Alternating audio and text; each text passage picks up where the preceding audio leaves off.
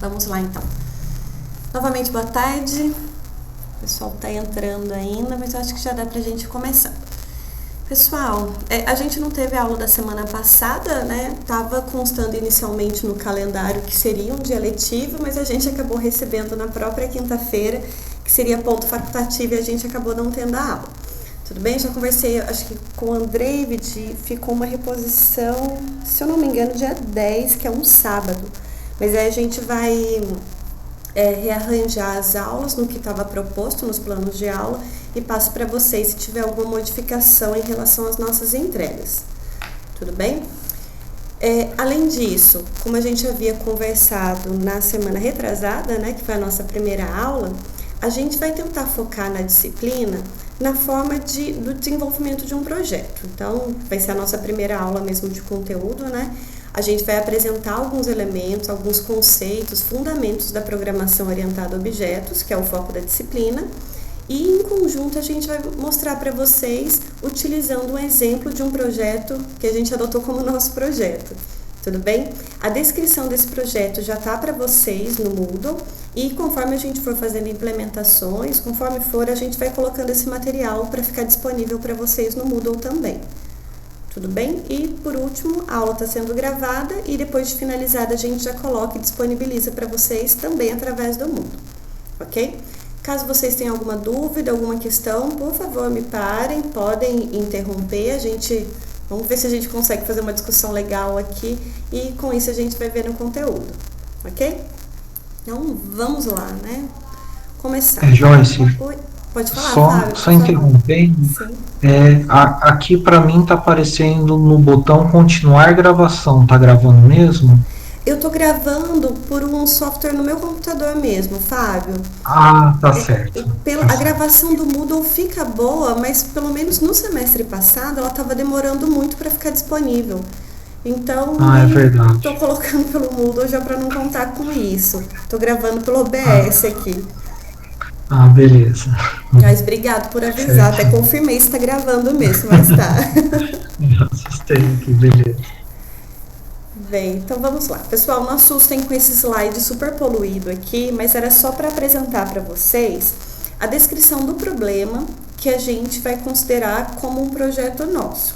Tudo bem? Que daí em cima dele a gente consegue mostrar de uma forma prática para vocês os fundamentos que a gente vai trabalhando na disciplina. Tudo bem? Eu vou ler rapidinho aqui com vocês. Caso vocês tenham alguma dúvida, por favor, me falem. Então, a proposta do nosso problema a ser resolvido é para uma livraria, ok? É a livraria Boa Leitura, super criativa, né, no nome da nossa livraria, mas ela está entrando agora no mercado digital e deseja automatizar o seu sistema de vendas, considerando que tem venda de livros físicos, livros digitais, games e filmes. Então, esse sistema de venda ainda ocorre de forma manual, né, por enquanto, registrando as informações de seus produtos ainda em papel. Para cada livro físico, a livraria registra o título do livro, o autor, o ano de publicação, a edição, o número de páginas, a editora, a sinopse do livro, o valor de compra e o valor de venda. Isso para o nosso livro físico. Para os livros digitais, são registrados os seguintes dados: título, o autor, o ano de publicação, a edição, editora, sinopse, link do livro digital, valor de compra e valor de venda. Então, o segundo produto, né, que a nossa livraria fornece. Para os games, eu tenho o título, ano de lançamento, plataforma que suporta, o valor de compra e o valor de venda. E por fim, para os filmes, eu tenho título também, ano de lançamento, diretor, gênero, tipo de mídia e o valor de compra e valor de venda. Tudo bem? Então, esses 4 produtos que a nossa livraria fornece com esses dados. E daí, só para finalizar a descrição, a livraria costuma realizar também algumas promoções e nessas promoções alguns produtos são marcados com um selo que indica se faz parte da promoção ou não. O sistema, para resolver esse problema, ele precisa ser capaz de cadastrar os produtos da livraria e realizar vendas. O sistema também deverá ter a funcionalidade de buscar produtos disponíveis, indicar a quantidade de um dado produto e indicar qual o faturamento realizado por um período. Tudo bem? Então, por que a gente já começou com a descrição do problema? Tentando situar alguns dos conceitos que a gente vai ver na sequência e tentar aplicar dentro desse contexto. Tudo bem? Com relação à descrição desse problema, vocês têm alguma dúvida? Tudo claro? Tranquilinho?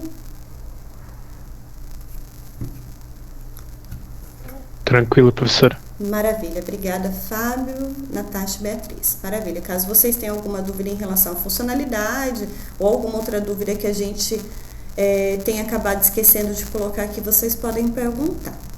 Bem, na sequência a gente não vai pensar ainda no problema, na resolução do problema, né? A gente quer apresentar para vocês alguns dos pilares da programação orientada a objetos, que provavelmente vocês já trabalharam nos semestres anteriores, tanto na disciplina de LP2, né, no segundo semestre, e no semestre anterior em LP3, que vocês já foram utilizando desses conceitos, acredito que já percebendo isso, mas só para a gente, né, fazer um apanhadão aí do que vocês já sabem. Então, quando a gente pensa em programação orientada a objetos, eu acredito que vocês já consigam identificar que é um tipo de programação, é um tipo de organização de código diferente do que vocês estavam trabalhando lá no primeiro semestre, né, com a Joyce. Em LP1, que a gente estava trabalhando linguagem estruturada utilizando C. Então, vocês já devem ter percebido que tem uma certa diferenciação. Quais são os pilares, então? Quais são os fundamentos quando a gente começa a pensar em qualquer linguagem que trabalhe dentro desse paradigma de programação orientada a objetos? Então, a primeira coisa que já começa a aparecer é que nós passamos a ter um nível de abstração muito maior. E o que eu quero dizer, né, com essa abstração aqui? Antes de a gente começar a montar toda a lógica de resolução e de estruturação do nosso sistema, tem um passo ainda que é o passo zerinho, né, o passo anterior, que é o levantamento de todas as classes, de atributos, de métodos. Estão lembrados disso? Classes que são os fundamentais, né? Classes e dentro das classes os nossos atributos e métodos. Para a gente conseguir fazer esse levantamento, a gente precisa dessa tarefa, né, desse exercício de abstração de dados. Conseguir identificar o que vai representar uma classe, quais são as classes necessárias, os atributos e métodos e assim por diante. Tudo bem? Depois desse exercício de abstração, que daí vem um segundo pilar também da programação orientada a objetos, vem a questão do encapsulamento. Quando a gente pensa em encapsulamento, eu acho que tem um detalhe que a gente precisa ter bem claro nesse conceito, que é a questão de proteção dos nossos dados. E não digo só que é uma proteção de dados com relação somente ao usuário final, mas a gente precisa pensar também nos usuários que nós podemos ter em relação às nossas classes, ou seja, outros programadores que podem fazer utilização das classes que a gente vai criar. Ou a gente mesmo, né, para conseguir manter a consistência dos nossos dados. Tudo bem? E por fim, nós temos também um outro pilar, que é a questão de reutilização de código. Dentro dessa reutilização, a gente pode pensar em dois conceitos diferentes, que é o polimorfismo e a herança. Na verdade, eles trabalham de uma forma próxima também, para a gente conseguir justamente ter essa reutilização de código. Qual que é esse conceito, né? Se a gente tem coisas que estão sendo repetidas no código, não tem necessidade de eu, de fato, repetir na codificação do sistema. Eu consigo ter associações, vários tipos de associações entre classes que me permitem ter essa reutilização da codificação. Tudo bem? Mas a gente vai ver eles tudo tintim por tintim aqui, né? Então, a gente começa com a abstração. Primeira coisa. Se a gente for até pensar na descrição que a gente acabou de ver do sistema, né, na proposta de sistema que a gente vai construir, a gente já começa a perceber que dentro de um contexto de aplicação, ou seja, dentro de um problema que a gente se propõe a resolver, nós precisamos verificar quais são os aspectos importantes desse contexto. Levando em consideração o que a gente acabou de descrever para vocês, vocês conseguem me dizer quais seriam os aspectos importantes que eu poderia considerar nesse contexto de aplicação da minha livraria?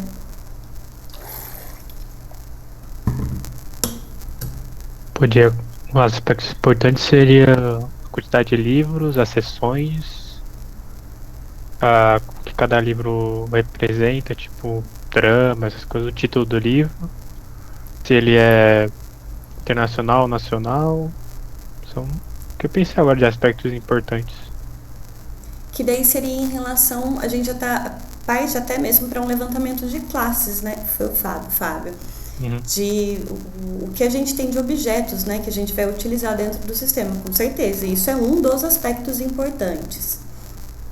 Código do livro também, levantado pela Beatriz.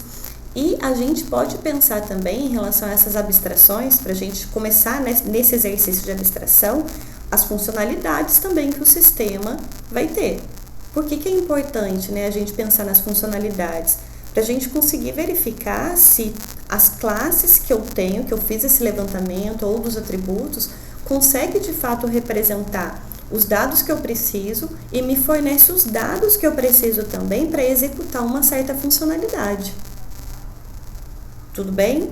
Deu para identificar essas duas questões? Porque tem o levantamento das classes realmente para representar os dados, e eu preciso também dar uma verificada se todas as classes que eu levantei, todos os atributos que eu levantei conseguem fornecer para mim os dados que eu preciso para realmente executar todas as funcionalidades. Tudo bem? Então, a gente começa a focar, né, nesses aspectos importantes. Então, primeiro, começo com uma modelagem de conceitos, né, que eu posso colocar as minhas classes com os devidos métodos e atributos. Quais são os elementos do problema? Então, não são apenas os objetos, mas eu tenho as funcionalidades. Além disso, eu tenho características do mundo real, que é, no caso, a descrição do nosso problema, né, que vão ser aplicáveis ao problema. Tem algumas restrições que eu posso ter que considerar aqui. Além disso, alguns detalhes que não são importantes dentro dessa problemática, eu posso desprezar. Tudo bem? Tem alguns dados que no mundo real a gente pode até identificar que aquele dado existe, mas no contexto daquele problema não faz sentido eu colocar, então eu posso desprezar. Tudo bem? E a nossa abstração, né, nem sempre produz os mesmos resultados. Isso, a abstração, a gente pode levar até para programação, porque praticamente impossível que nós tenhamos dois sistemas, mesmo que realizem as mesmas operações, as mesmas funcionalidades, trabalhe com os mesmos dados, mas que seja representado de uma forma idêntica no sistema A e no sistema B. Tudo bem? E, por fim, nós temos que a abstração de um objeto dentro de um contexto, ele pode ser diferente de outro. O que a gente quer dizer com isso? Um exemplo, se eu tiver a representação de uma classe para representar uma pessoa dentro do contexto de um sistema acadêmico, e de uma pessoa dentro de um sistema de uma clínica, elas representam o mesmo objeto, mas pode ser que tenham diferença de dados porque estão aplicados em contextos diferentes. Tudo bem? Então, tudo depende da necessidade de representação, e essa necessidade de representação vai estar ligado intimamente dentro do problema que eu me proponho a resolver. Tudo bem, pessoal? Até aqui? Alguma dúvida? Tudo certo, professor. Pode continuar. Maravilha. Obrigada, Fábio. Obrigada, Beatriz. Bem, só mais alguns elementos com relação à nossa abstração, né? Então, o que vem a ser essa nossa abstração?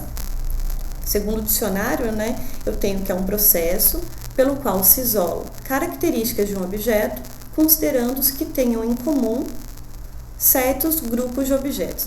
Em outras palavras ainda, eu vou levantar quais são as características que são importantes de serem representadas, armazenadas no meu sistema dentro do contexto de aplicação. Vocês estão vendo que eu estou sempre repetindo isso, né? Porque isso é muito forte dentro da programação orientada a objetos. A gente precisa entender o contexto, então esse primeiro passo de eu entender o que deve ser feito, onde vai ser aplicado, é muito importante para então a gente passar para a nossa fase de abstração. Nessa abstração, a gente começa a levantar características, que são os nossos aspectos essenciais, né? O que realmente precisa acontecer, o que eu preciso armazenar, quais são os dados. As abstrações, elas podem ser incompletas e imprecisas, porque nem sempre a gente tem o conhecimento total daquele contexto de aplicação. Por isso, pode ser que a minha abstração seja, primeiro, diferente da de vocês e pode ser também representada de uma forma incompleta ou até mesmo imprecisa. Ok? Como vantagem dessa nossa abstração, nós temos, então, a partir de um contexto inicial, a modelagem de necessidades específicas. A gente começa a levantar o que eu preciso representar, o que o sistema precisa fazer, porque a partir disso a gente começa a desenhar toda a estrutura do nosso sistema. E, de novo, né, sempre enfatizando os detalhes importantes dentro do contexto do projeto. Aquilo que não precisa ser representado, aquilo que eu posso desprezar, eu estou considerando como não importante, então não entra na modelagem, na abstração do meu sistema. Ok? Bem, então, primeiro pilar, abstração, a gente passa para o segundo, que é o encapsulamento. Vocês já devem ter escutado bastante essa palavrinha no semestre passado, né? Então, nós temos que é uma forma, é um mecanismo para a proteção de atributos e métodos de classe. Quando a gente fala de encapsulamento, aí vem até umas palavrinhas reservadas, pelo menos na linguagem Java, que vocês devem se lembrar. Vocês estão lembrados das definições de atributos e métodos como públicos, privados e protegidos? Lembram disso? Que são as visibilidades dos nossos atributos e métodos? Sim. Maravilha. Mas ainda, se vocês lembrarem um pouquinho também do semestre passado, de uma forma geral, quando nós estamos definindo dentro das classes os nossos atributos, a gente acaba colocando eles sempre como privados. Vocês lembram por quê? É só padrão? Porque tem que ser assim, né? Porque o professor falou que deve ser assim, eu sempre coloco como privado. Por que colocar atributos de forma privada? Com visibilidade privada? Porque você acaba privando ele qual que é a palavra? Você não quer que ele seja alvo de, sei lá, de várias coisas. Vamos supor, ele quer que ele faça uma função só. Aí você coloca ele no privado. Vou colocar de uma outra forma também, Fábio, mas é isso mesmo. Tudo bem. Você está impedindo acessos indevidos. De que forma? Quando você coloca um atributo ou até mesmo um método como privado, você não permite que outras classes acessem esse atributo ou método para modificar o valor, para chamar a funcionalidade do método, por exemplo. Só que daí a gente cai numa outra questão que é, beleza, eu coloco os meus atributos como privados. Eu não consigo acessar diretamente, seja para colocar valor ou para pegar valor. Como que eu faço para utilizar então? Aí vem os nossos métodos de acesso, seja para acesso para obter o valor ou para modificar valor. Aí vocês vão lembrar também dos getters e setters. Tudo bem? Então, dessa forma, a gente consegue garantir o encapsulamento dos nossos dados. Define os atributos que não são interessantes de serem acessados diretamente como privados e só permito o acesso através de métodos. Por que isso? Eu posso garantir dentro do meu método alguma especificação de tratamento dos meus dados, seja para retornar o dado de forma correta, quanto para fazer o armazenamento de um dado depois de verificado. A gente já vê isso de uma forma mais prática também. Tudo bem? Deixa eu ver. Isso mesmo, Victor, agora eu vi, desculpa, né? Para não deixar qualquer pessoa mexer nessa sua variável, que na verdade é um atributo ou seu método. E no caso aqui, quando a gente fala de não deixar nenhuma pessoa mexer, vão ser outros utilizadores da sua classe, né? Não é nem o usuário final aqui. E a classe tem que ter acesso àquela classe para acessar as variáveis, é isso mesmo. A gente vai ver que tem até algumas relações diferentes, né? Por exemplo, quando eu tenho uma relação de herança, uma superclasse e uma subclasse, a gente pode permitir o acesso entre essas duas, né? Dependendo da visibilidade, mas garantindo que só as classes filhas acessem os atributos e métodos da classe pai ou classe mãe, né? Depende do jeito que eu quiser chamar essa minha relação. E o Tiago, né, para proteger a integridade dos atributos, é isso mesmo. Eu consigo garantir que em qualquer momento, dentro do funcionamento do meu sistema, aquele atributo vai ter um valor válido. É isso mesmo, ó. Estão tinindo no encapsulamento, muito bom. Então, só para dar uma resumida, né, a gente impede o acesso direto aos componentes de um objeto, ou seja, não permito que os meus usuários acessem diretamente atributos ou métodos. Eu garanto também que o processo de comunicação seja realizado por um conjunto pré-determinado de operações. Traduzindo, eu garanto que os meus atributos vão ser acessados apenas através dos meus métodos. E eu controlo o acesso aos meus atributos e métodos de uma classe. Lembrando que, apesar de na maioria das vezes a gente utilizar os atributos como privados, nós podemos também ter métodos privados. Quando o método, aquela operação, faz sentido apenas dentro da classe, eu posso definir ele como privado. Tudo bem? Não é tão usual, né? Às vezes a gente acaba esquecendo, mas pode também. Ainda sobre encapsulamento, pessoal. Então, é um mecanismo de proteção de atributos e métodos, lembrando que para métodos também de uma classe. Dessa forma, a gente consegue facilitar a manutenção das classes. Tudo bem? O encapsulamento garante também, né? Na verdade, deve garantir que atributos e métodos relativos a um dado objeto estejam vinculados àquela classe específica. Tudo bem? A gente não fica separando dados relativos a uma mesma coisa em classes diferentes.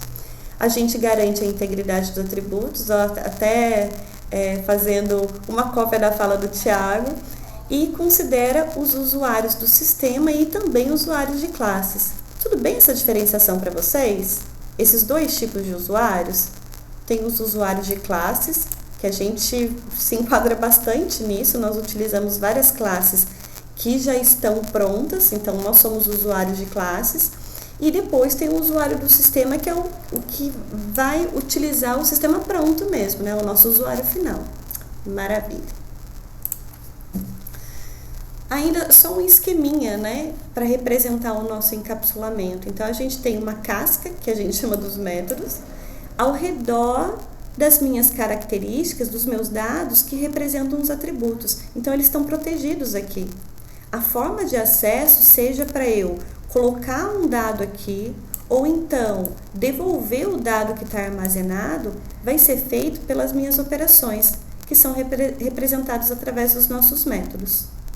Ok? Dessa forma, a gente, então, olha, evita resultados inesperados para colocar um dado que, na verdade, não pode ser colocado aqui, ou acessos indevidos, como outros problemas, né, que podem vir a acontecer quando a gente não garante essa integridade. Só um esqueminha aqui para a gente entender. Bem, então a gente viu a abstração, que é o ponto inicial de qualquer modelagem de sistema, principalmente orientado a objetos, né? Acredito que independente do paradigma de programação que nós estejamos utilizando, a gente precisa começar sempre nesse passo. Modelar o sistema, tentar entender também o contexto de aplicação. Depois a gente passa para essa questão, né, de encapsulamento, saber onde colocar os meus dados, de que forma esses meus dados podem ser acessados. E a gente precisa pensar também com relação à reutilização de código. Por que que isso é tão importante? Se a gente voltar, vou até voltar 2 slides aqui, a gente até citou a manutenção das classes, né? Facilidade de manutenção. Quando nós temos um código com muita repetição, ou seja, eu tenho dados que são representados de forma repetida, ou eu tenho métodos repetidos. Imaginem que, num dado momento, alguma regra muda. E a gente precisa agora percorrer todo o nosso sistema, todas as nossas classes, para identificar onde eu preciso fazer alguma modificação. Vocês percebem que isso é um processo chato, demorado e propenso a maior número de erros? Porque eu preciso estar atento para verificar se todas as partes que precisam de modificação foram realizadas. Agora imaginem o contrário. Se tudo que é relativo a um certo dado, a um certo objeto, está tudo centralizado no mesmo local, a possibilidade de eu errar nessa manutenção, né, nessa alteração, é muito menor, porque está tudo centralizado no mesmo local.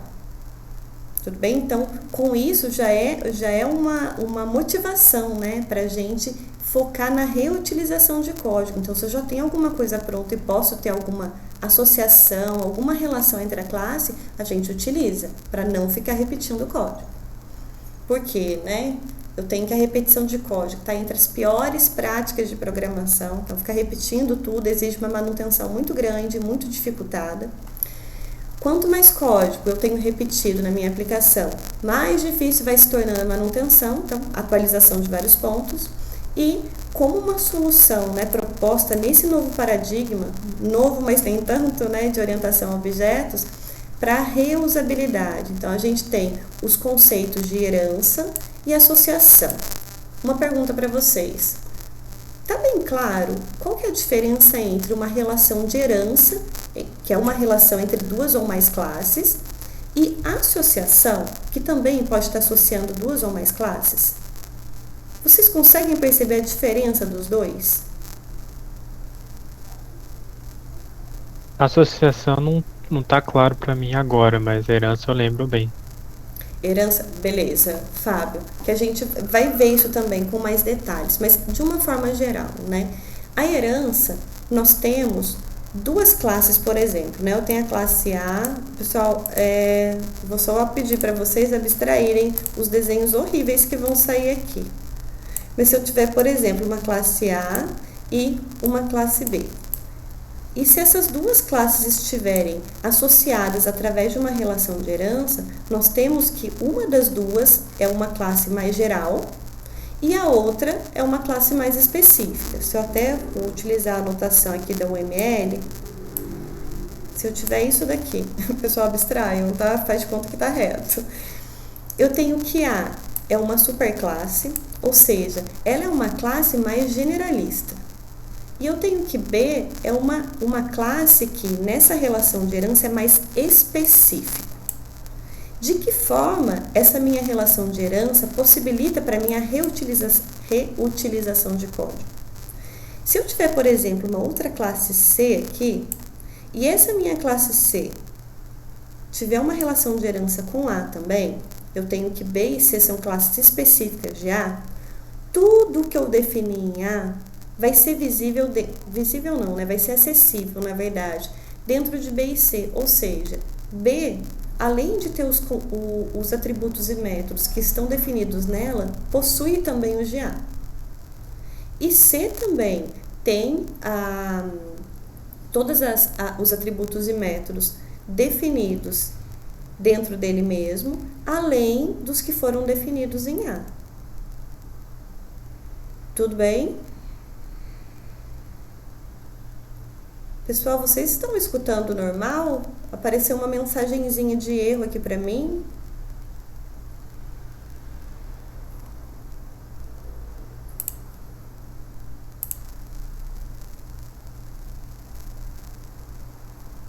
Então, vamos lá.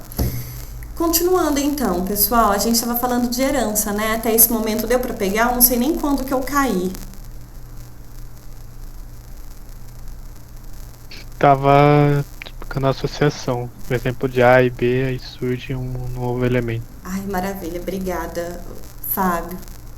Deixa eu só voltar como apresentador, Fábio, aqui e vou... Tá, então vamos lá, olha só, né? Então a gente estava falando sobre associações e de que forma as nossas associações podem cooperar aqui para a nossa reutilização de código.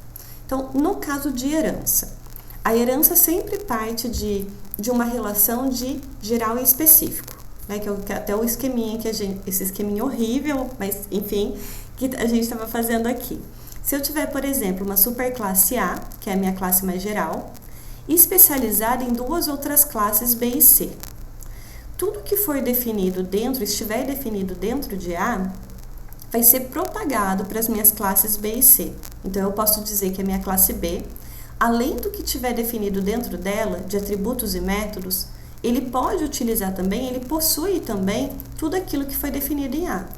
Da mesma forma que tudo que foi definido em C, ele vai poder utilizar, uma instância de C pode utilizar, como também o que foi definido em A. Como que isso garante para mim essa reutilização, né? A gente vai até ver isso que vai acontecer com os nossos livros nesse problema. Por exemplo, Vamos supor que todos os meus produtos precisam ter um ID, precisa ter um código. Ao invés de eu replicar o ID em B e em C, eu posso dizer que tudo que for produto, ou seja, que for um produto específico a partir do meu produto A, ele tem um ID, então eu coloco o ID só em A. Por quê? Se são especializações, né, B e C são especializações, eles vão ter também esse ID, só que não foi definido, não foi codificado diretamente neles, foi codificado em A. Tudo bem? Eu já vou mostrar um esqueminha para vocês de o caso do nosso projeto mesmo, eu acho que vai ficar mais claro essas associações. Tudo bem? Eu só preciso ter em mente que a herança tem essa questão de geral e específico, enquanto que a associação é de fato, né, uma associação, uma relação entre duas classes diferentes. Por exemplo, se eu tenho X e Y, se eu tiver uma relação entre os dois, que não é de especialização, a gente pode fazer uma composição de X em Y, ou então o contrário, né? Então, por exemplo, o X, a minha classe X, possui um atributo do tipo Y, ou então o contrário. É um tipo de associação.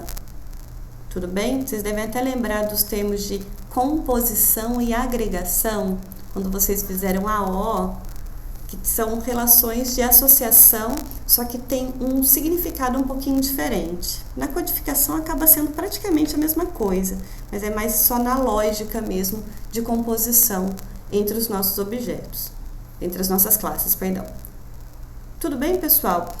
Novamente, está muito abstrato ainda, né? X, Y, A, B e C. A gente vai ver isso na prática. Eu acho que fica mais claro para vocês o conceito tanto de herança quanto de associação.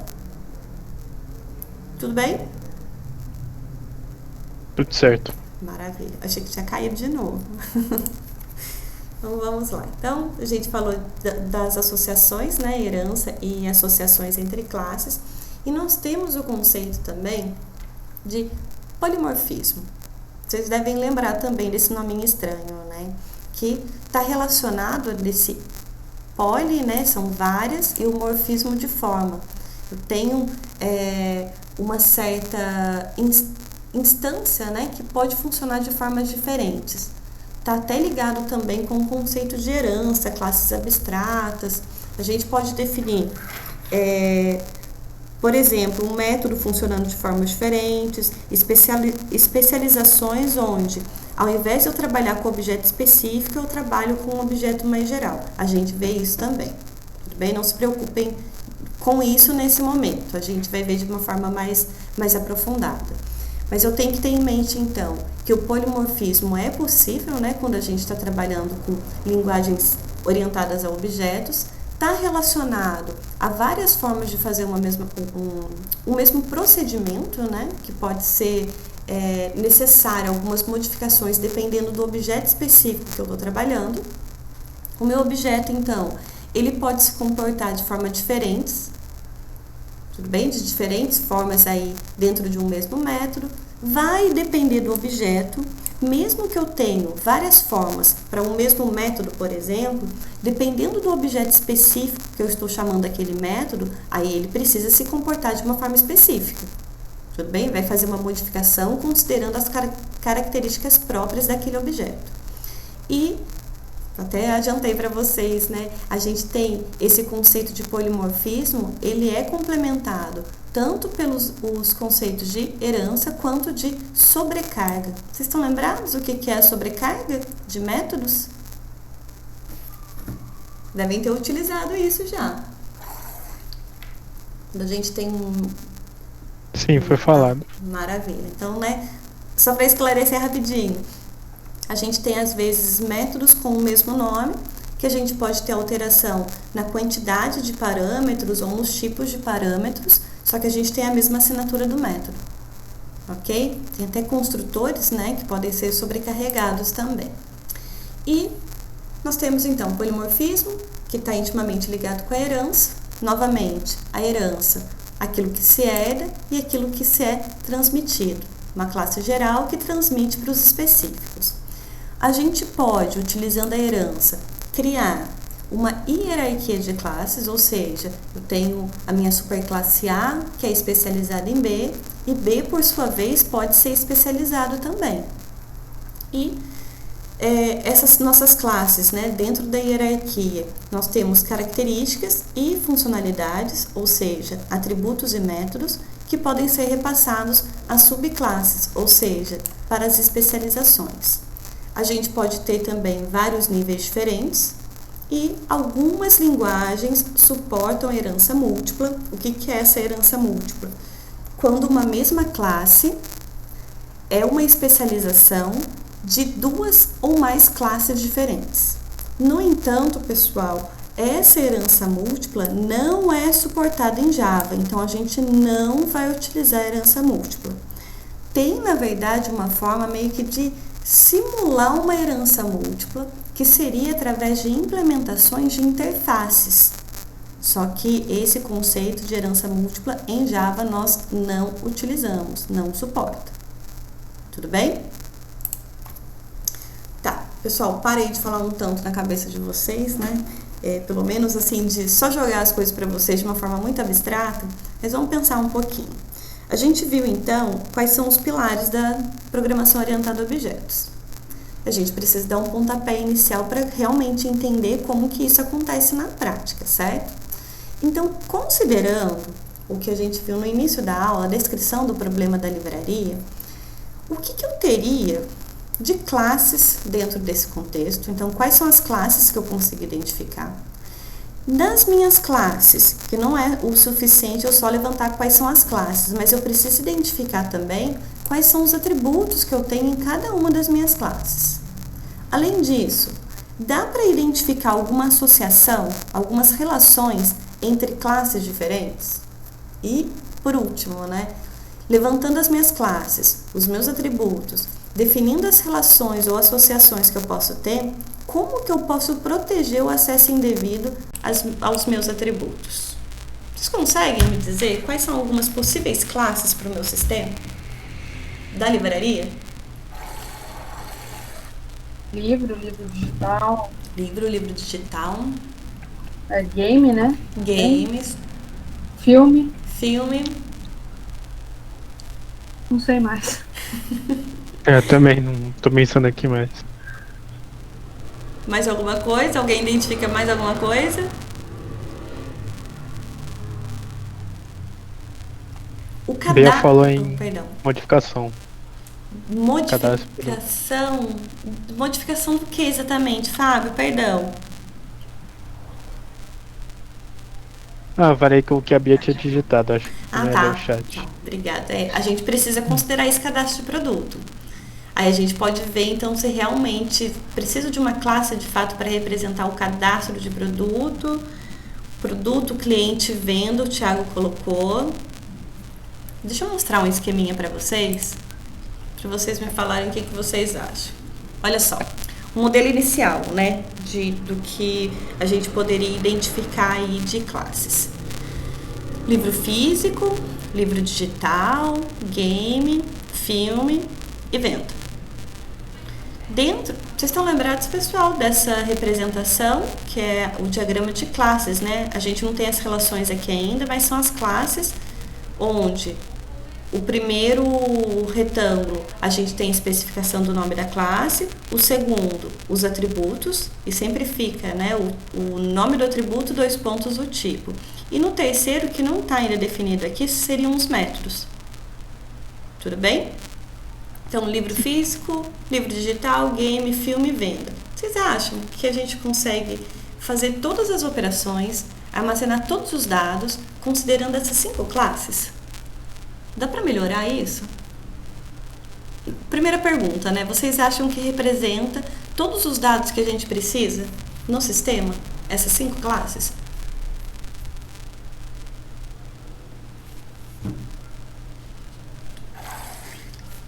Teria a classe compra, já que tem a venda? Será que não seria adequado? A classe compra no sentido de pegar... deixa eu só entender se é isso mesmo, Fábio. De a compra que a livraria fez para um fornecedor, por exemplo. Isso. Seria isso. A gente pode também analisar isso. Mas considerando, vou tentar, Fábio, só colocar um contexto assim mais delimitado mesmo. Vamos supor que eu não vou considerar a parte de compra. Fica meio sem sentido, né? Porque se a gente está vendendo, a gente precisa comprar. Mas considerando só o sistema de venda mesmo da nossa biblioteca, não, da nossa livraria. Vocês acham que dá para fazer cadastro, modificação, venda, tendo só essas classes modeladas? Modificação seria... Acho que não, né?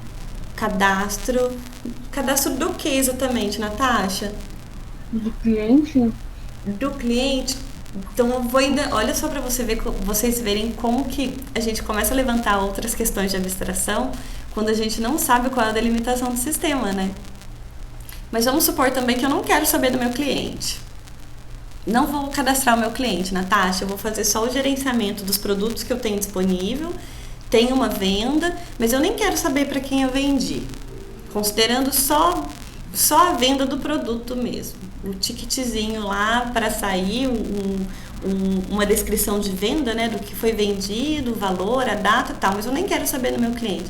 Vocês acham que ainda assim estaria representando? Eu acho que sim. Dá pra gente fazer tudo aqui? A princípio dá. É que esse tudo é muito vago, né? Mas É muito abstrato, né? é muito abstrato, mas Eu também tava com esse pensamento. Tipo, é muito real abstrato isso tudo. Tá, mas é até legal a gente ter essa conversa, porque vocês vão fazer isso no projeto de vocês, né? E antes de qualquer coisa, e até a gente entender uma dificuldade que existe, é muito grande nessa área de desenvolvimento de sistemas, que é eu conseguir entender qual que é o tudo realmente. Qual que é o tudo que o meu sistema precisa fazer. Vocês já começaram a levantar outras necessidades que nem foram descritas ainda no nosso contexto inicial, né? Eu estava pensando só aqui numa venda, então eu tenho produtos, faz venda e pronto. Mas eu poderia mesmo, não é necessário conhecer o meu cliente? Ou, por exemplo, os meus fornecedores? Vocês percebem que o sistema e a abstração em si já começa a aumentar e vai ficando mais complexo ainda? Então, antes de qualquer coisa, eu preciso entender qual que é o problema e entender muito bem entendido. Preciso saber tintim por tintim quais são as operações, quais são os dados, quais são as necessidades. Para então a gente passar para essa modelagem inicial.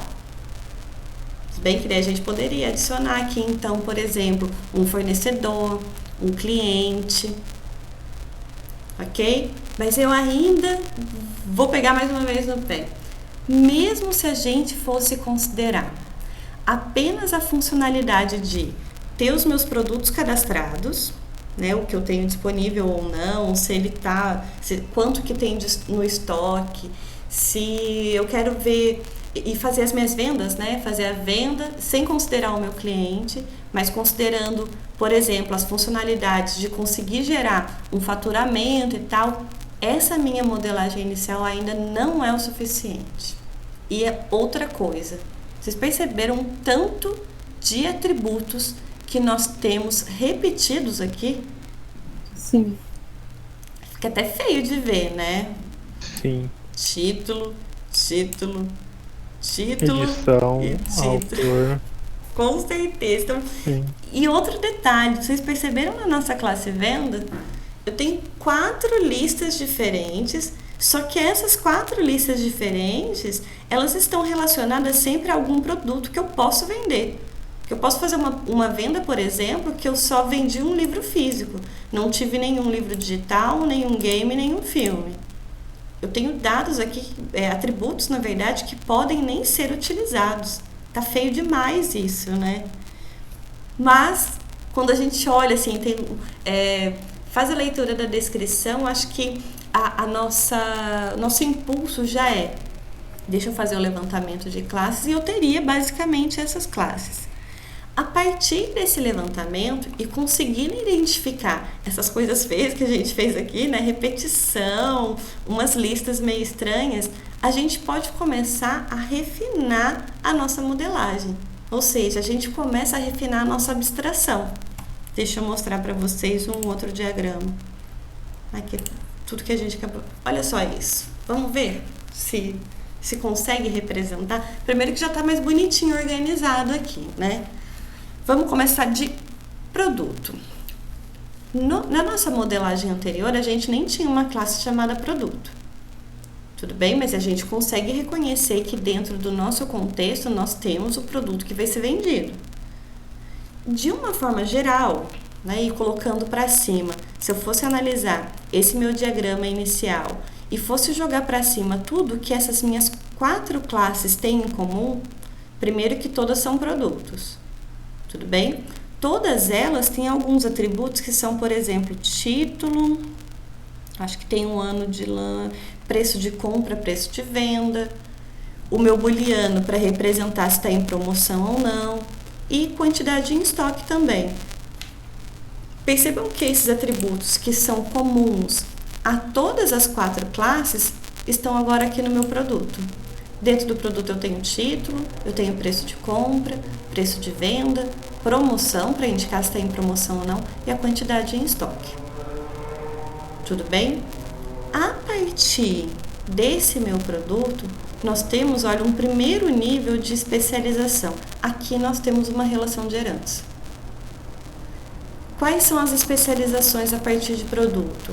Eu tenho livro, filme e game. Analisando esse primeiro passo, né, de definição dessa relação de herança, eu posso dizer, por exemplo, que o meu game, quais são os atributos dele? Quais são os atributos de game? Quais são os atributos que meu game tem? Todos de produto e os 2 dele. Muito bem. Às vezes a gente esquece, né, Natasha, que tem do produto, mas não, tem da superclasse e adicionado os 2 que estão definidos aqui em game. Tudo bem? Não se esqueçam disso, é uma especialização. Então, essa relação, né, que a gente faz ali pelo Extends em Java, define para mim que o game tem título, preço de compra, preço de venda, promoção, quantidade de estoque e ano de lançamento e plataforma. Tudo bem? Da mesma forma que se eu fosse, por exemplo, pegar o filme, ele tem todos os atributos de produto, todos os métodos de produto também, além dos definidos específicos para ele. Tudo bem, pessoal? Essa relação de herança aqui para vocês, está claro? Alguma dúvida em relação a isso? Maravilha. Só que nesse caso ainda, nós temos um outro nível de especialização. Eu tenho livro como uma especialização de produto, e a partir do meu livro ainda, eu tenho ele especializado em 2 classes diferentes. Eu tenho o meu livro físico e o meu livro digital. Então, esse pedacinho aqui, né, esse pedacinho de cá, nós temos uma hierarquia de classes. E olha só que tem uma classezinha diferente aqui também, a gente adicionou uma aqui, que seria o meu item, que faz uma relação com o produto. Essa minha associação é um tipo de associação que seria a composição. Então, o meu item, a minha classe item, é composta por produto. Da mesma forma que a minha classe venda é composta também por itens. Tudo bem? Eu vou voltar só um minutinho no diagrama anterior. Se a gente tivesse que colocar aqui um item, no jeito que o nosso modelo está representado, eu teria que o meu item estaria relacionado tanto com o livro digital, quanto com o físico, quanto com o game, quanto com o filme. Tudo bem? Só que todos eles representam um produto, como está representado aqui. Então, o meu item tem uma relação com o produto, só que, olha só, aí entra até a relação de polimorfismo aqui, né? Que produto que é? Eu não sei, mas pode ser qualquer um. Pode ser físico, pode ser digital, pode ser filme, pode ser game. Tudo bem? Vai ficando até mais limpo, né, a nossa modelagem. Então, dentro do meu item, eu tenho um produto, eu tenho uma quantidade desse produto também, porque numa venda eu posso, por exemplo, comprar o mesmo livro numa quantidade diferente. Quero um para mim, quero um para presentear, ainda vou comprar 2. E eu tenho o total desse item também.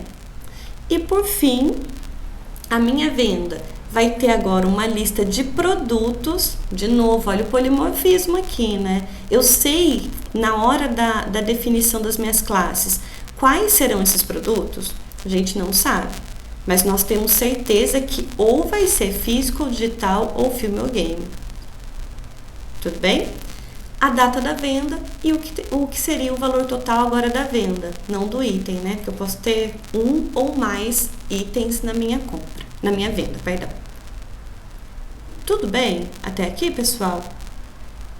Olha só como que a gente foi refinando, né, o nosso diagrama para de fato representar todos os dados que nós precisamos e também analisando se a gente consegue fazer todas as operações, todas as funcionalidades que a gente tem como proposta do sistema. Tudo bem? Só um detalhe, que eu até nem falei para vocês, eu vou aumentar aqui um pouquinho. Se a gente der uma analisada, olha, na frente do nome dos nossos atributos, isso estão para todos. Vocês estão lembrados o que significa esse menos aqui na frente do nome do atributo? Não está só como estrutura de tópico. Exatamente, Felipe.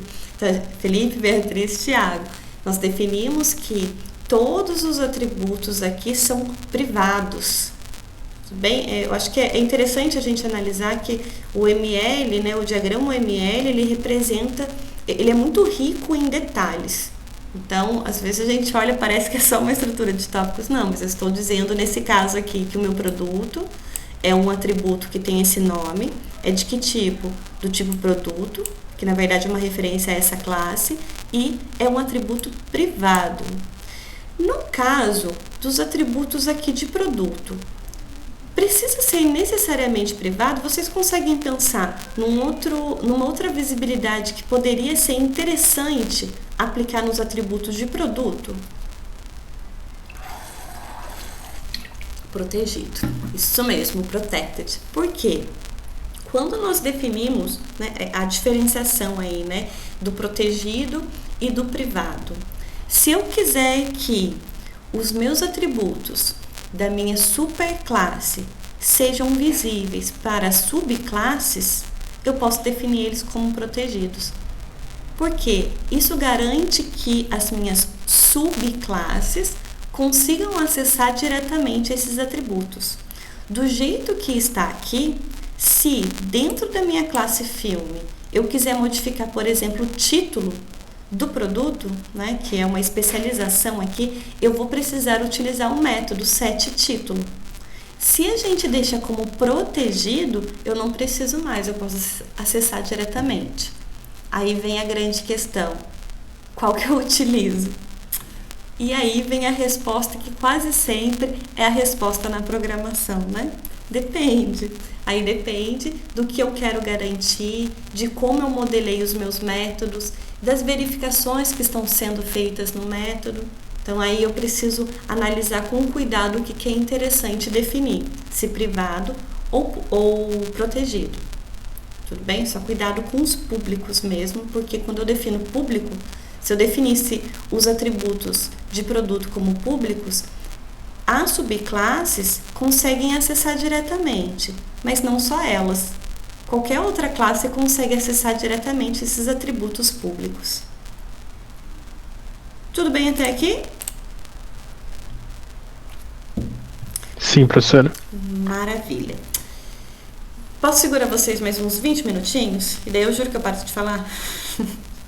Não me aguento, gente. Estou precisando de contato com pessoas. Eu queria mostrar para vocês rapidinho a implementação desse diagrama. Eu estou utilizando o Eclipse aqui, mas só para a gente ir conversando, para ver se vocês têm alguma dúvida com relação à criação do projeto, a definição das classes mesmo. Maravilha, então. Deixa eu só compartilhar com... Cadê meu Eclipse aqui? Só um minutinho, pessoal.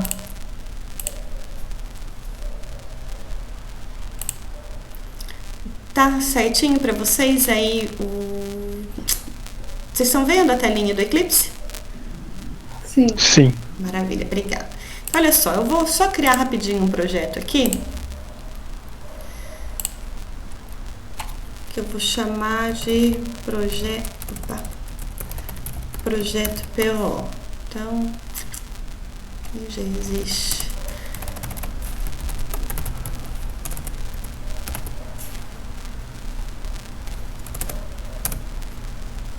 Rapidão. Não quero. Vamos lá. Então, tem um projeto aqui vazio. Se vocês derem uma olhadinha aqui no meu Source Package, né? O meu SRC aqui, eu não tenho nada de classe. Antes de começar já a criar as minhas classes, eu já vou começar a trabalhar no conceito de MVC também. Vocês estão lembrados do MVC? Que nós temos praticamente 3 pacotes diferentes. Um para representar os modelos, que são as nossas classes, né? A representação dos dados que a gente vai trabalhar no projeto mesmo. O V, que são as visualizações, ou seja, as interfaces. E o C de controllers, que é, na verdade, essa ponte entre as nossas visualizações, que são as interfaces gráficas, e os nossos objetos em si. Tudo bem? Eu vou criar rapidinho aqui um pacotinho. Então, um novo package e eu vou chamar de model. Dentro desse meu pacote model, eu vou começar então a definir essas nossas classes. Considerando o que a gente tinha no nosso modelo, o que vocês acham interessante? Dá para começar a modelar qualquer classe aqui? Qual seria a classe que seria mais interessante criar em primeiro lugar? Produto, talvez. Isso mesmo. Por quê? Porque ela dá origem às outras classes. Exatamente. E está relacionada ainda com outras classes, né? Então, eu vou criar aqui uma nova classe, que eu vou chamar de produto. Pessoal, só uns detalhes. Nome de classe, sempre com letra maiúscula, a primeira letra em maiúscula, e sempre no singular. Se a gente tiver, por exemplo, se fosse produto da livraria, eu colocaria as duas palavras ligadas, a primeira letra de cada palavra em maiúsculo, mas sempre no singular. Tudo bem? Então, deixa eu só deixar produto aqui mesmo. Então, vamos lá. No caso dos meus atributos, eu só não consigo deixar projetado aqui também. Deixa eu só abrir para eu fazer a colinha, né? Rapidinho, pessoal. Então, vamos lá. Eu tenho título, preço de compra, preço de venda, a promoção, que é um booleano, e a quantidade de estoque. Então, são os detalhes aqui também, né? Na própria criação automática pelo Eclipse, ele já definiu o padrão de montagem da minha classe. Eu tenho uma classe que tem nome produto, mas está especificado que é uma classe e é uma classe pública. Tudo bem? Vocês estão lembrados do que eu poderia ainda colocar como um marcador adicional para minha classe produto? Surgiu alguma coisa para vocês?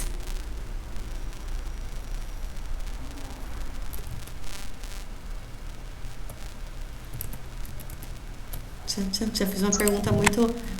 Desculpa, Beatriz, pode falar. Você pode repetir a pergunta, professora? Qual seria o marcador que a gente poderia utilizar para a nossa classe produto? Agora que eu vi o abstrato, isso mesmo. Te cortei de novo, Beatriz, perdão. Não, tudo bem, era isso que eu ia falar mesmo. Mas por que abstrata? Porque ela é a principal que vai dar origem às outras, não? Só por isso, Beatriz? Mais algum detalhe? Deixa eu pensar, pera. Porque realmente a gente pode marcá-la como abstrata. No caso estático Natasha, a gente pode utilizar o estático para os nossos atributos e métodos. E a gente até vê isso, de quando utilizar o estático. Agora, no caso do abstrato, que seria interessante a gente marcar a nossa classe produto, justamente isso, Felipe, porque ela não pode ser instanciada. Eu não posso dizer que eu tenho um objeto criado a partir de produto mesmo, porque produto, na verdade, ele não existe. Ele é uma classe que está sendo utilizado como base para as outras. O que existe de produto mesmo é ou livro físico, ou livro digital, ou filme ou game. Produto genérico não existe. Lembra assim, Natasha, são detalhes só que a gente vai lembrando. Deixa eu compartilhar com vocês. Eu vou compartilhar minha tela, que eu acho que vai ficando mais fácil para vocês verem algumas janelinhas que vão abrindo no Eclipse também. Então, vamos lá. Além de definir essa minha classe produto, eu vou dizer então que essa minha classe é abstrata. Então, é uma classe pública, né? Public, Abstract, Class, o nome da classe, produto. Com isso, eu já garanto que essa minha classe produto não vai ser instanciada. Já mostro para vocês já aonde que acontece isso. Aqui dentro, se for para seguir à risca o nosso diagrama, eu teria que definir, então, private string título. Tudo bem? Depois, vou colocar um double aqui, que eu vou chamar de... Deixa eu ver se é double mesmo que está definido. É double mesmo. Preço de compra e preço de venda. Então, preço compra, preço, venda. Além disso, eu tenho um private também, que é do tipo booleano, que vai ser a minha promoção. E por fim, tem mais um, né? Que é a quantidade de estoque. Isso. Private int QTD estoque. Tudo bem? Como a gente definiu todos os nossos atributos como privados, só deixar comentado, né, que a gente está definindo os atributos, nós precisamos agora dos nossos métodos getter e setters. Por quê? Se a gente define como privado e nós não definimos esse paizinho de métodos para conseguir fazer o acesso e obter os valores dos atributos, a gente não tem acesso nenhum de nenhuma forma. Tudo bem? A não ser que seja dentro da própria classe, mas aí a gente não consegue. Para quem está utilizando o NetBeans, é Alt Insert, né? Para a gente já utilizar, vou fazer aqui automaticamente.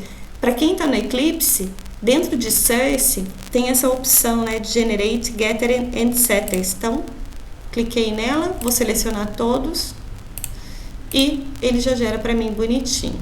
Só preciso colocar isso aqui para cima. Ele gera bonitinho mais ou menos, né? Que me dá um desespero. Ele tá com tudo grudado. Só vou dar uma quebra de linha aqui para não ficar todo mundo grudado. Prontinho. Vocês estão lembrados, pessoal, com relação ao get e set para cada atributo? Deixa eu voltar para falar com vocês. Beatriz, então só livro também não é também, Beatriz. Aí a gente pode marcar a nossa classe livro como abstrato também. Dessa forma a gente fecha, né, o cerco ali para não deixar ser instanciado nenhum objeto desse tipo. Pode ser livro físico ou digital, mas livro não existe, tem que ser um dos dois tipos. Tudo bem? Então tá claro para vocês, né? O get sempre vai ter o tipo de retorno igual ao atributo que ele está relacionando. Se é do título e o título é string, o retorno é string, é só o return string. No caso do set, ele recebe um parâmetro do mesmo tipo do atributo que ele está relacionando e faz essa ligação. Só um detalhe, pessoal, a gente falou de encapsulamento, proteção de dados, para a gente tentar garantir, né, a confiabilidade dos dados, a estrutura dos dados. Eu poderia garantir aqui, por exemplo, no título é um pouco difícil, porque é string, mas vamos supor que o meu preço de compra e preço de venda. Vocês concordam comigo que eu não posso ter um valor aqui negativo dentro do meu preço de compra e preço de venda? O que a gente poderia fazer? Na definição do meu método set preço de compra, antes de fazer essa ligação, nada me impede de colocar uma verificação. Posso colocar aqui, se o preço de compra for menor do que zero, que é um valor negativo, não dá para eu fazer nada. Então, na verdade, eu vou fazer o contrário, né? Se o valor for maior do que maior do que zero, aí sim eu faço essa ligação. Caso contrário, eu não faço nada, ou seja, eu garanto a integridade desse meu atributo. Ele só vai receber valores válidos. Tudo bem? Se fosse um atributo público, por exemplo, eu poderia acessar esse atributo e já colocar qualquer valor ali. A mesma coisa a gente poderia estar fazendo no preço de venda, né? Então, se esse meu preço de venda for maior do que zero, aí sim eu faço essa atribuição. Lembrando que como if só tem uma linha, eu posso deixar sem chaves. Caso contrário, né, se vocês preferirem, eu posso deixar com chaves também, dá na mesma. Tudo bem? E só um último detalhe em relação a getter e setter. Como que, se vocês perceberem, quando a gente gera esses métodos, né, o parzinho get, set, automaticamente, isso acontece no NetBeans também, o parâmetro que ele passa dentro do método set, vocês podem ver que é o mesmo nome do atributo. Então, aqui eu tenho preço de compra, que na verdade é o mesmo preço de compra. Como que ele faz a diferenciação entre esse parâmetro e esse atributo? Estão lembrados disso? Por exemplo, né, eu tenho aqui o meu set título. Ele recebeu um string título. Como que ele sabe que quem recebe quem? Porque pode ser o parâmetro recebendo o atributo ou o atributo recebendo o parâmetro. Como que faz essa diferença com o this? É isso mesmo. Tudo bem? Então, é importante a gente ter essa noção, né, do this. Então, o this é o da classe, que é o atributo, e o outro é o parâmetro. É isso mesmo, o sem é com o parâmetro. Se eu deixar assim, dá diferença? Vocês perceberam que até a cor mudou? Quando estava com this, olha, o título está azulzinho. E se vocês perceberem, o atributo é azulzinho. E o parâmetro é meio cinzinha. Quando eu tiro this, o que a gente está fazendo? A gente está fazendo outra operação. Eu estou dizendo que o título parâmetro recebe o título parâmetro. E por que acontece isso? Vocês vão perceber que Java trabalha sempre do contexto mais específico. Quem que é o contexto mais específico dentro desse método? É o que está dentro das minhas chaves. Quem que é o título mais específico aqui? É o título parâmetro. Tudo bem? Se eu tivesse, por exemplo, por que aqui, olha, no meu get título, eu não tenho this e ele já reconhece que é o parâmetro? Porque eu não tenho um parâmetro com esse nome. Ele vai buscar onde? Faz a busca dentro do método. Se não tem no método, ele faz a busca no contexto da classe. Aí ele pega esse título. Tudo bem? Então, não se esqueçam aqui, olha, o this.título, ele é essencial. A não ser que eu faça isso daqui. String t, aí fica certo, tanto assim quanto assim. Às vezes a gente utiliza umas coisas, vou deixar no padrão que estava mesmo, mas a gente não entende o porquê, né? Mas tá claro isso para vocês? O this é sempre com relação ao próprio contexto, né? Se não tiver dentro do método, ele vai buscar na classe. E mais ainda, se não tiver no método, não tiver na classe, mas tiver uma relação de herança, ele busca na superclasse. Específico para o geral, então ele sempre vai de baixo para cima. Ok? Então, vamos continuar. Deixa eu só diminuir aqui. Pronto, assim fica melhor. Então, nós temos a nossa classe produto, já foi tudo modelado. Posso deixar a quantidade em estoque também. Deixa eu modificar o estoque aqui. Se esse meu quantidade estoque for maior do que zero também, tem que ser maior do que zero, né? Aí, maior ou igual a zero, porque eu posso cadastrar um produto e não ter nenhum estoque ainda, né? Mas não pode ter menos do que zero. Então, maior ou igual a zero. Ok? E terminamos a nossa classe produto. Na sequência, se a gente vou voltar só um minutinho aqui no nosso diagrama. Então, a nossa classe produto já foi.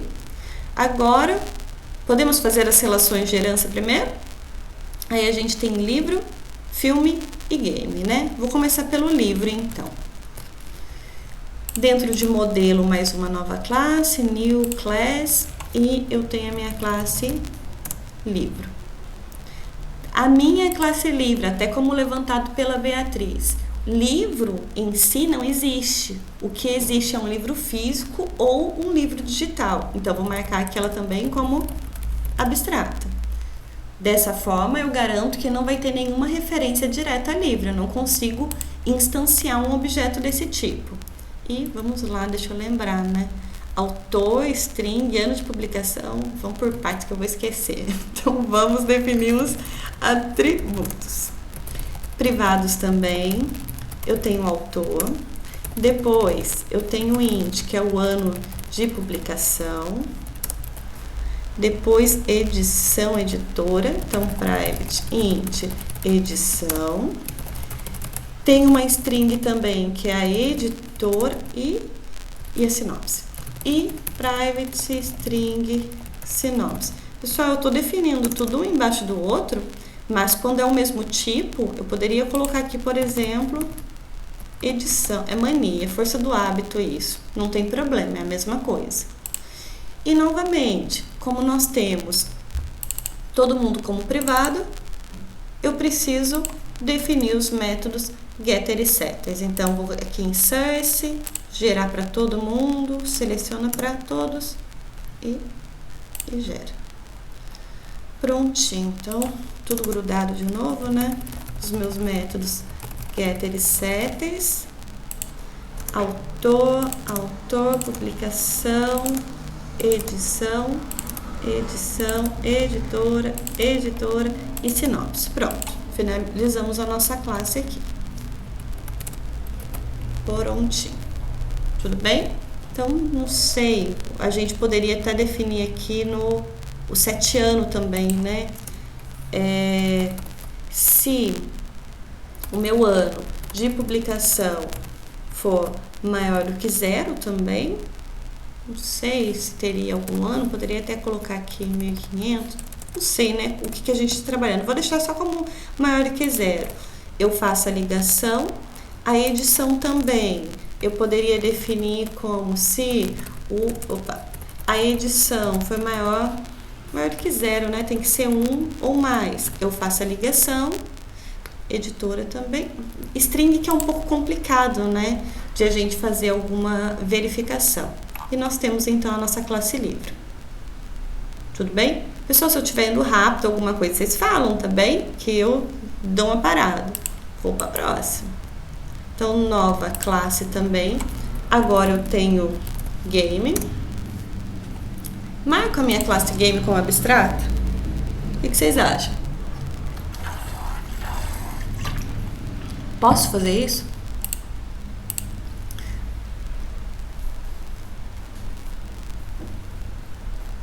Nesse caso, não posso mesmo, Beatriz. Se a gente define o game ou o filme como abstrato também, a gente impede que tenha uma referência. Mas o game representa, de fato, um produto que pode ser vendido dentro da nossa livraria. Então, não marco ela como abstrato. Tudo bem? O this referencia o objeto. Na verdade, Felipe, eu não tinha visto sua pergunta, me desculpe. O this, ele referencia a própria classe. É isso mesmo, a gente está no contexto de classe ainda. Tudo bem? Então, ele referencia qualquer coisa definido dentro da própria classe. Só que, às vezes, o this acaba pegando uma referência que não é da classe, mas pode ser da superclasse. Mas é sempre dele mesmo. Tudo bem? É de dentro de si mesmo. Às vezes fica uma frase meio esquisita, né? Mas é sempre referenciando uma coisa que já foi definida dentro da própria classe. Ok? Então, vamos agora para a nossa classe game. E a gente esqueceu de um detalhe, pessoal. Eu vou voltar um minutinho no livro. Olha só. Do jeito que está aqui, quais são os atributos de livro? Autor, ano de publicação, edição, editora, sinopse e só. Ele não tá herdando, né? Não tá herdando, exatamente. Vocês estão lembrados como que a gente faz para definir a relação de herança aqui?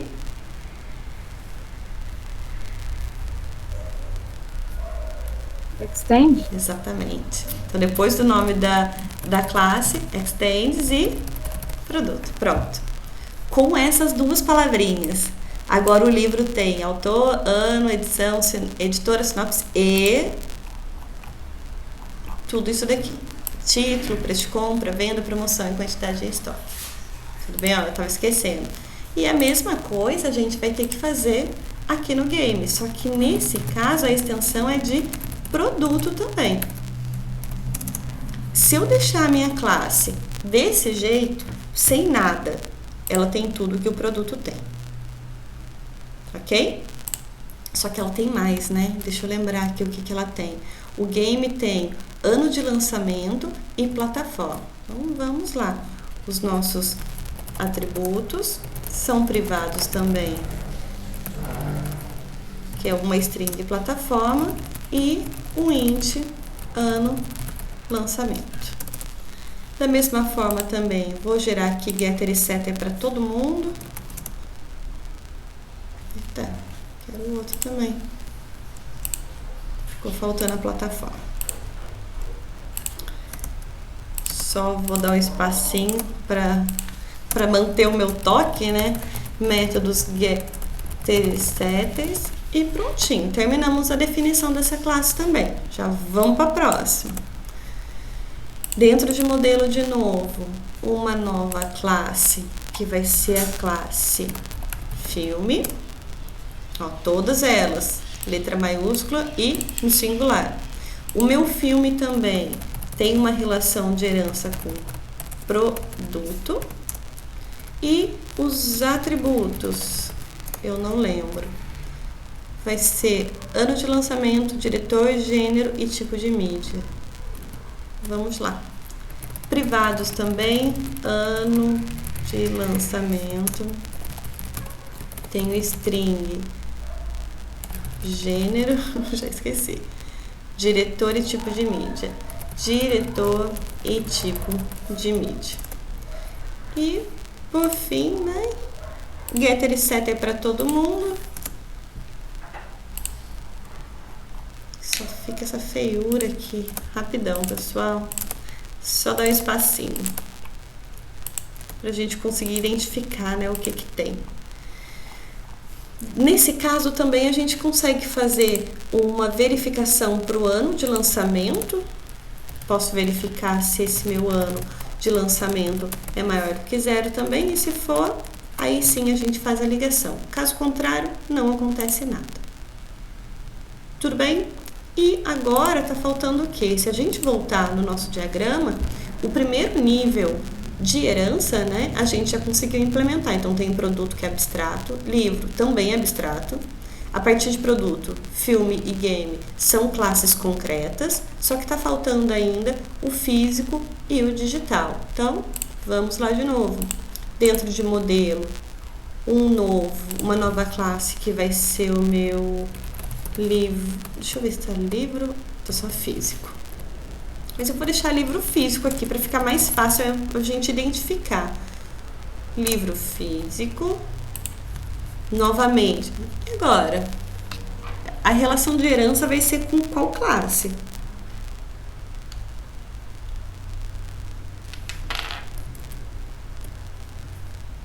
Vai ser de livros, não vai ser? De livro, isso mesmo.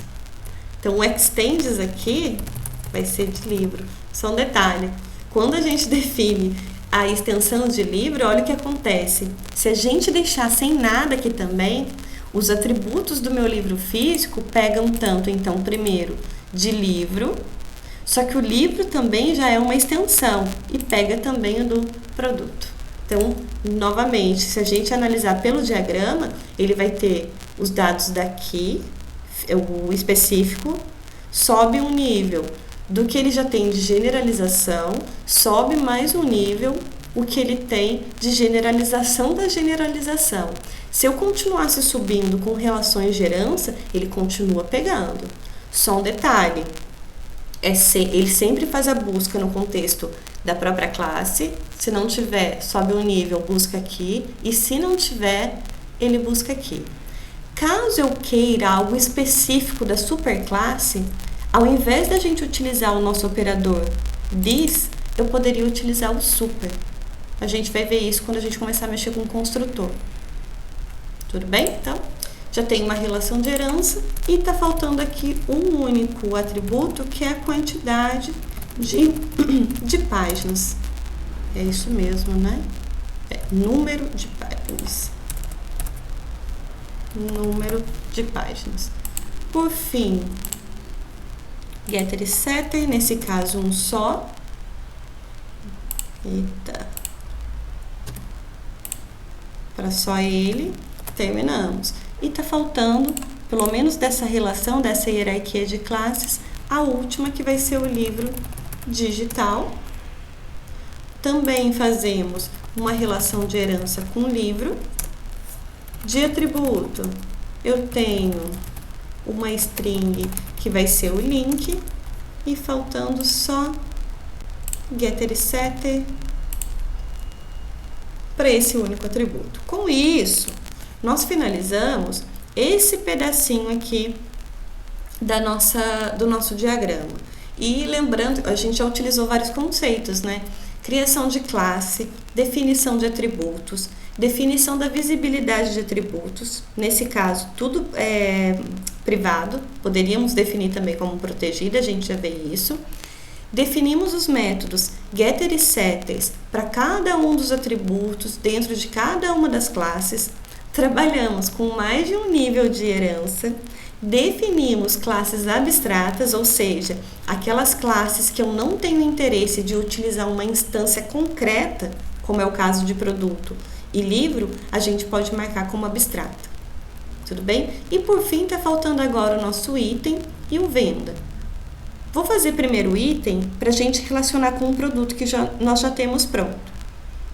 Tudo bem? E vai ser legal até isso, que a gente utiliza o próprio produto e não utiliza os produtos concretos, como uma relação de composição. Então, vamos lá.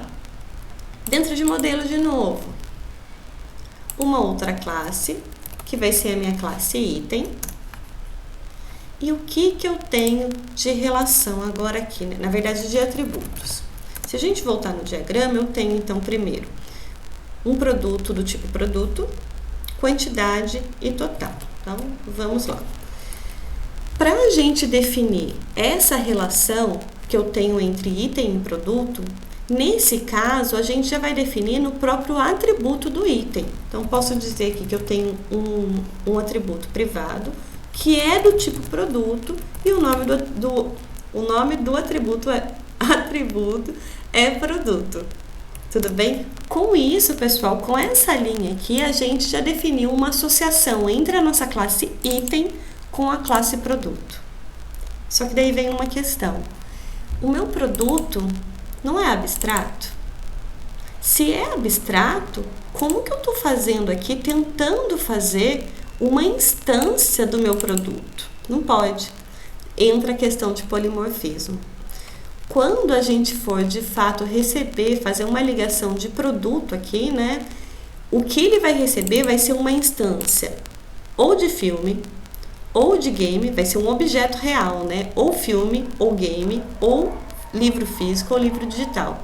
Ele não recebe um produto, um objeto produto, mas ele recebe um objeto que siga essa mesma pré-forma de produto, ou seja, qualquer especialização de produto. Tudo bem? A gente acabou utilizando o polimorfismo aqui, olha, meio que sem perceber. Deixa eu voltar para ver se vocês têm. Tudo bem, pessoal, até aqui?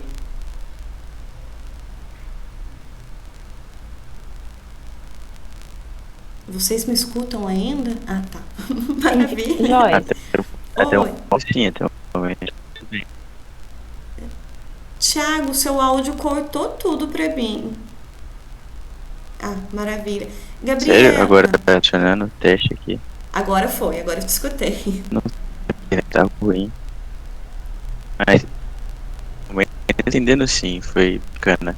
Maravilha. Joyce, Gabriela? deixa eu te perguntar, tanto faz usar o Eclipse ou o NetBeans? Tanto faz, o que vocês preferirem. Tá. Se você tiver no NetBeans, você vai ver que vai ser a mesma coisa, Gabriela. Pode dar alguma diferença se for para, por exemplo, trabalhar com interface gráfica. Às vezes tem uns plugins que tem já direto no NetBeans e não tem no Eclipse, você precisa instalar, mas a codificação em si é a mesma coisa. Ah, é justamente por isso que eu perguntei, que eu tive muita dor de cabeça com a interface no Eclipse. Aí esse ano eu vou tentar usar o NetBeans. Eu acho que para interface gráfica o NetBeans ele já tem umas coisas, já vem pré-determinado que facilita o trabalho. Mas a codificação é a mesma coisa, pode ficar tranquilo. Tá, obrigada. Imagina. Aproveitando, como que faz getter e setter no NetBeans mesmo? NetBeans é até mais fácil, Natasha. Alt Insert. Pelo teclado Ótimo. mesmo, vai aparecer uma janelinha para vocês e daí tem, acho que, Getter e Setter. Ah, que joia. Maravilha, né? Ele Obrigada. até é mais fácil do que no Eclipse. Tá bom, obrigada. Imagina.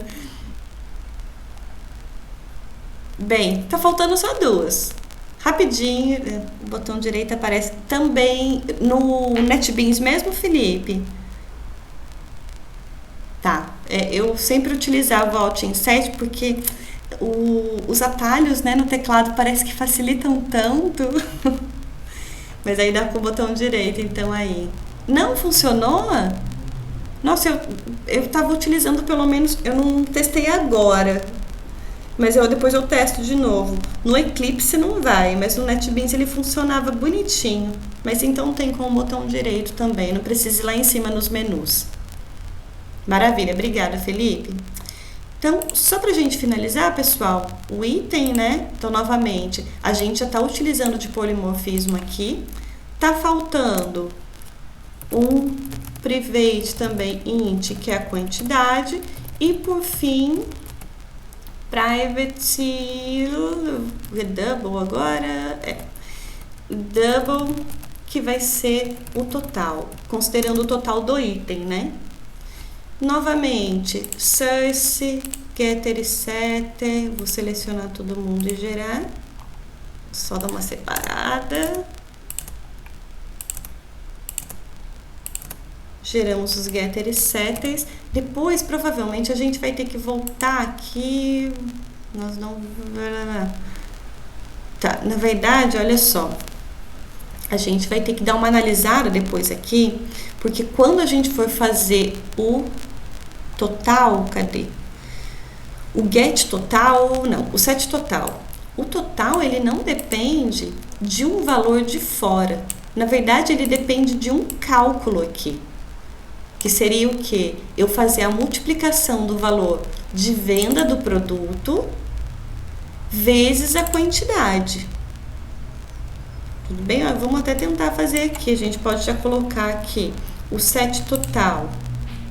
Ele não precisa receber nada. E esse total recebe do meu produto o get preço de venda vezes this.quantidade. Tudo bem? Então, dessa forma ele faz o set total. E a gente já pode garantir aqui também que antes dele chamar esse get total, né? Vou até deixar aqui como, olha só, vou até colocar aqui como private. Esse meu método vai ser utilizado apenas dentro do próprio, da minha própria classe. E antes de eu retornar no meu get total, eu vou chamar um método aqui, this.setTotal. Aí, pessoal, aqui tem duas formas, né? Eu posso deixar this.setTotal, olha só, o this agora está referenciando um método que é da própria classe. Ou então, posso deixar já setTotal. Ele já verifica que tem um método na classe. Tudo bem? Deu para entender o porquê da gente ter feito isso? O setTotal não faz sentido, porque se eu deixar aqui com qualquer valor, mesmo que seja através de um método, eu posso ter um valor total daquele item diferente do que realmente é. Certo? E provavelmente a gente vai ter que dar uma analisada nisso ainda, mas por enquanto, né? eu calculo através da quantidade vezes o preço de venda. E para eu garantir que esse valor foi atualizado, antes de retornar o total, eu faço o cálculo e depois retorno. Então, eu garanto que antes dele chegar aqui, ele passa pelo método de cálculo. Tudo bem? Deixa eu voltar para... Claro, Thiago, depois eu coloco sim. Coloco depois na área lá do projeto, aí eu vou colocando então. Cada nova versão eu coloco no Moodle para vocês. Pode ficar tranquilo. Acho que, né, se vocês tiverem alguma dúvida, alguma coisa parecida, dá para fazer, sem problema nenhum. E para a gente finalizar, a gente precisa agora do nosso venda, que tem uma lista de produtos, uma data e o valor total. Tudo bem? Então, vamos lá. Vou criar uma nova classe, que vai ser chamado de venda. Nesse caso também, né, da mesma forma que item, a gente tem a relação de associação definida através do atributo. Nós não temos extensão nenhuma. Venda também, ele vai ter uma relação com itens de produtos, né? Mas então a gente define também a associação através dos atributos. Eu vou definir aqui uma lista, vou até colocar um array list mesmo, do tipo item, que eu vou chamar de itens mesmo. Depois, um double, que vai ser o total, e vou colocar um date aqui, que vai ser a data de compra. Ele está reclamando aqui porque eu preciso adicionar, né, fazer os importes dos pacotes que ele reconhece. Então, o meu array list, vou importar justamente o array list do pacote java.util, e o meu date é da classe, cadê? Dentro do meu calendar. Então, vou deixar esse mesmo, java.util. Tudo bem? E pra gente finalizar essa parte, né? Getter e setter para todo mundo, gero para todo mundo. E deixa eu só separar aqui que dá uma gastura ver isso. Só um detalhe, pra gente finalizar de verdade. Os meus get, olha só, eu tenho esses 3 atributos, né? Que na verdade eu tenho vários itens aqui, depois um total e depois uma data. O método getItens, para eu retornar a lista de todos os meus itens, faz sentido. No caso do meu setItens, pode até fazer sentido, né? Se eu já tiver uma lista pré-determinada de itens e eu já jogo todos os itens dentro da venda. Mas seria interessante também a gente ter um método aqui para adicionar itens um por um. E daí o que eu posso fazer? Criar um método mesmo, né? Vou chamar aqui de public void de add item. E o que ele recebe? Ele recebe um item e faz o quê? Da minha lista de itens definida como atributo, eu adiciono esse meu item. Tudo bem? Para que esse método?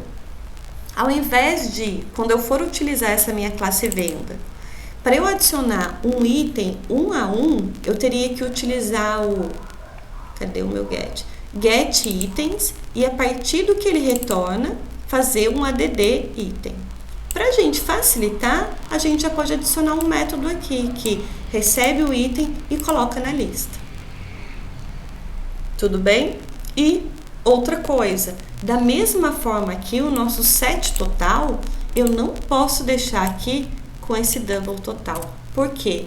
Da mesma forma, eu posso ter, por exemplo, uma compra que ia dar R$10, eu falo que vai dar 50.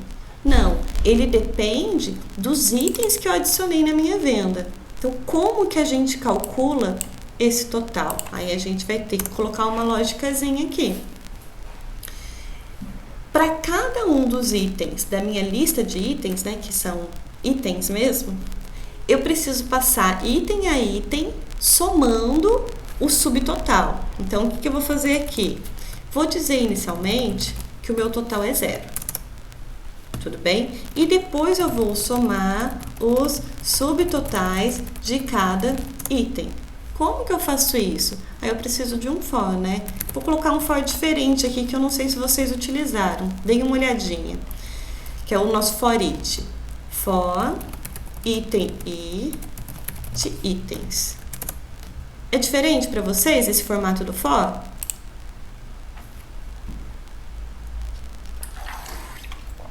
Tudo Não bem? me é estranho esse for. Tá, Mas mas você acho que já usei pouco. usou pouco, tá? É a mesma coisa, é o Fábio, né? É Fábio. E nada me impediria de fazer o seguinte, ao invés de utilizar esse for, utilizar ele int igual a 0 e menor do que itens ponto size com i++. O funcionamento dos dois, na verdade, assim, o resultado de eu utilizar um dos dois vai ser o mesmo. Qual é a diferença? A gente já consegue fazer um for iterativo dessa forma, né, que é tipo um for each mesmo, já associando aqui, o que eu estou dizendo aqui, né, para cada item que eu estou dando o nome de i, da lista de itens que eu tenho dentro da minha lista, né, que tem esse nome. No caso desse segundo for, ao invés da gente andar objeto item a objeto item, a gente navega aqui pelos índices dos objetos na lista. Nesse caso, eu teria que fazer o quê? Vou colocar só para vocês diferenciarem os dois. Eu teria que dizer que this.total mais igual, tudo bem? O mais igual a itens.get na posição i, ponto, get total. Então, da lista de itens, eu estou pegando o objeto de índice i e desse objeto de índice i eu estou pegando o total. Tudo bem? E depois colocaria o return total aqui embaixo mesmo, né? Fora... Ai, return não, pessoal, desculpa, a gente está no set. Deixaria só assim e acabaria. No caso desse meu for each, né? Eu acho que ele fica mais elegante. This.total mais igual i, só que o meu i já é o objeto itens. Ponto, get total. Tanto faz. Vou fazer o seguinte, vou colocar para vocês depois ou dessa outra forma.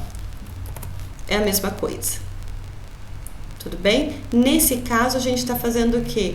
For, então, item, já é um objeto item que eu dei o nome de i, e ele vai andando, trocando, né? Ele pega o objeto da primeira posição, se tiver o segundo, ele pega o objeto da segunda, se tiver o terceiro, ele pega da terceira e assim por diante. No caso daqui de baixo, a gente vai navegando nos índices e a partir do índice eu pego o objeto. Só que daí eu não posso esquecer que é da lista, ponto, get, objeto naquela posição. Tudo bem? Deixa eu só voltar para ver se... No Python é praticamente a mesma coisa, né, Beatriz? Não sei, eu não tô lembrada se... Eu acho que em Python é a mesma sintaxe, não é? É, maravilha. Ó, dá para usar em Java também. Acho que ele fica mais organizado, o código ali já... É isso, é porque... Ai, o Python ainda me pega nesses parênteses, chaves, não tem ponto e vírgula... Daí dá umas bagunçadas na cabeça, mas é praticamente a mesma coisa. O funcionamento é a mesma coisa, é só o jeitão da estrutura que é diferente, mas é isso mesmo, dá para utilizar. E por fim, tá faltando só aqui, né? Antes da gente retornar o total, eu chamo o set total. Novamente, deixo sem o this ou com o this, tanto faz. Vai chamar o mesmo método. E a gente finalizou essa parte. Tudo... Ai, gente, credo, Natasha, não fala assim de Java, vou chorar aqui desse lado. Perdão. Mas é que Python tem biblioteca para tudo mesmo, né? Eu não posso nem chorar desse lado aqui, mas é que Java é lindo também. Ai, obrigada, Beatriz, é mesmo. Tem muita coisa pronta também. Mas finalizamos por aqui. Pessoal, dúvidas? Já salvei. Tá. Dúvidas em relação ao... A gente andou bastante, olha. Deu para fazer bastante coisa, implementar bastante coisa e vimos vários conceitos sem a gente nem perceber. Daqui a pouquinho, já coloco para vocês o link da aula, coloco também a codificação, tá bem? Podem ficar tranquilos que eu já coloco lá. E é isso, né? Demorei mais do que o previsto aqui, segurei mais do que o previsto vocês. Só um detalhe, já comecem então, não sei se vocês já organizaram os grupos de vocês e se já pensaram no tema também, lembrando que não tem problema nenhum se vocês quiserem utilizar o tema já utilizado nos projetos anteriores, sem problema nenhum, mas já tentem nessa semana já levantarem, fazer a modelagem do sistema de vocês, levantarem as classes, atributos, relacionamentos e já implementarem também, que daí a gente consegue ir caminhando juntos. Caso vocês tenham alguma dúvida, daí a gente já pode ir conversando. Tudo bem? Eu vou parar. Pode fazer sozinha esse trabalho? Gabriela, não vejo problema, Gabriela. O Fábio, agora o professor Fábio. Tá por aí, Fábio? Sim, sim.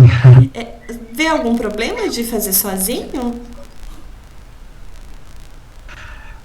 Como a turma tá pequena, né, não vai explodir a quantidade de grupos.